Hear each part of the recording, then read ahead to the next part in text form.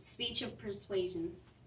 So first and foremost, I would like to thank each and every single one of y'all for being a part of my presentation. So today I would like to talk to you about advocacy. So if you're a parent with a child with special needs, I'm pretty sure you enjoy your independence. Can your child say the same? Can your child say that they are truly independent, or can they advocate whenever they don't understand something? So advocacy is just basically them being able to speak out or be able to explain when they don't truly understand something, or be able to show you what they don't understand, be able to give you that example, and that way you can then help them. So to advocate, there's different types, and it is every child has their own specific need. Every child has their own specific or their own type of problems, issues that they need helped out. So not everyone's the same.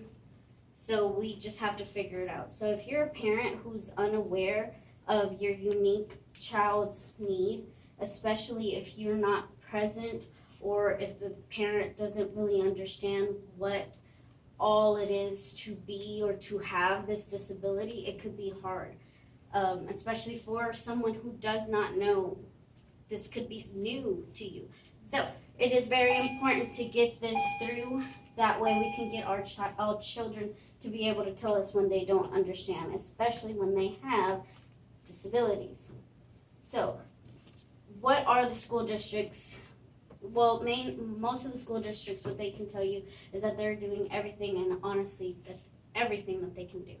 But what aren't they telling you? What can't they share with you? What don't they open up? These are questions that you have to ask. So not only schools, but therapists as well. So we have different institutes, different places that you can go to get these questions answered. So for example, I want to show you Endeavor Behavioral Institute and Pro-Social Peer Social Skills, which is another business that does allow you to speak with an advocate or to speak with someone who may have a little bit more of an understanding and kind of guide you through it. So of course, whenever you're in a school district, they teach them a certain amount, but of course there's only a certain amount of hours in a day. So it is great to go ahead and get these programs in your lives so that you can better help or better outsource your children. Give them that support that they need in order to move on. Of course, we don't want them to just move on through grade level and grade level and grade level without really capturing anything, without really understanding anything, or without just, going to the next level and truly not capturing nothing. That way they don't go into their lives and just be blank. So it is very important to understand this. So what would happen if a child does not end up with these skills? Of course, there are several options. There are housing units. There are group homes for adults with disabilities, but we don't want them to lead to that. Of course, us as parents, we will probably not be around for the long haul. And so let's be honest, what would happen if you pass away and you leave your child who is disabled alone in this world, and he does not know how to advocate for himself or how to showcase what his true abilities are? It could be devastating.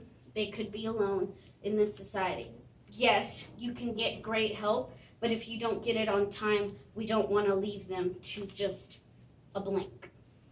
We always encourage them to find routines, to find the abilities to speak out and get the help that they need. Other types of resources that we have is these books, which are great resources to read before you go into ARD meetings or IEP meetings, so that you can understand the data and understand the lingo that they are sharing with you. Some of the stuff that may happen during these meetings or the stuff that they say could be confusing, especially if you've never been in a meeting, if you've never been able to go into one and then out of nowhere you're pushed into one. It can be confusing, and it will shock you if you've never been there. So it is a lot easier just to understand the resources prior and get that help that you may need. So my last type of resource that I want to share is, of course, the autism website. It is great.